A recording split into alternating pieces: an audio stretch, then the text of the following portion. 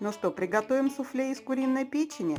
Это вкусно и быстро. В блендер разобранную печень, лук и морковь обжариваем на сливочном и растительном масле. Все отправляем тоже в блендер. Туда же соль, специи, яйцо, молоко, муку. Смесь получается жидкой довольно-таки. Заливаем ее в форму и отправляем в духовку при температуре 180 градусов на 40 минут. Пробуйте, готовьте с удовольствием. Такое суфле понравится и детям, и взрослым, не повредит талии. Пользы в ней уйма. Всем хорошего дня, хорошего настроения. Всех обнимаю. Готовьте с любовью. Подписывайтесь на мой канал.